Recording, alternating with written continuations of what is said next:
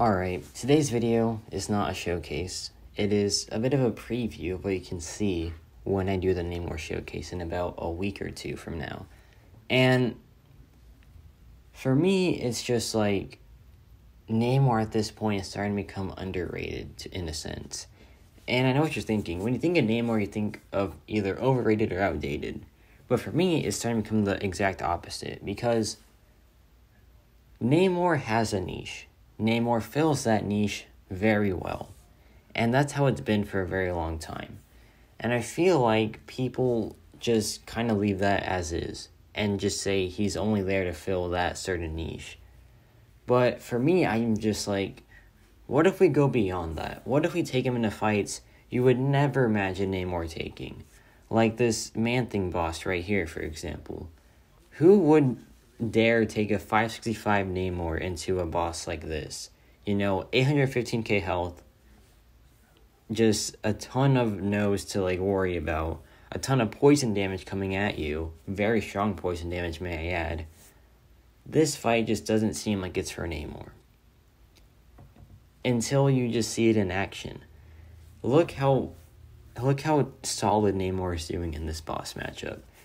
You wouldn't think he would be this good for it, but in my opinion, he's probably one of the best, if not the best, counter to this. Because this is a 565, mind you. A 565 Namor is putting up these numbers and is doing this well against a Man-Thing boss.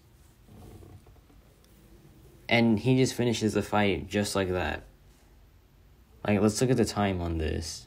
Well, look at that beautiful victory animation, but that was 126 for a 565 against 815k health.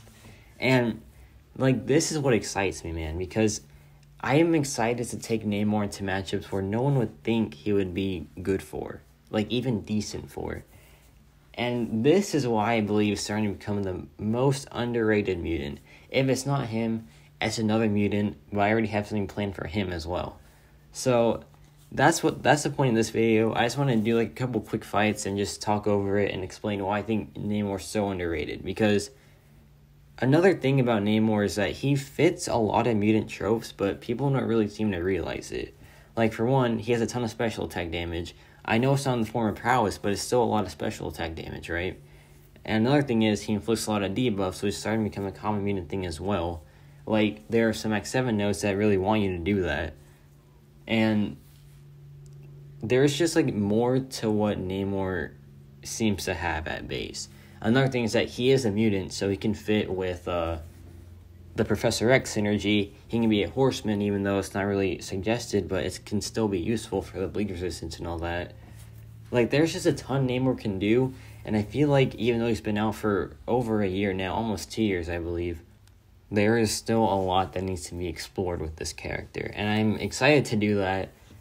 But I feel like I would be at a disadvantage if I do a 565 Namor showcase. So if I can get him on the 4th as a 6-star, I think he will be my next rank 4. But that's up for decision. That's up for grabs. We have to let fate decide. But yeah, I'm excited for the Namor showcase. It's going to be out in either a week or two. And yeah, that's about it.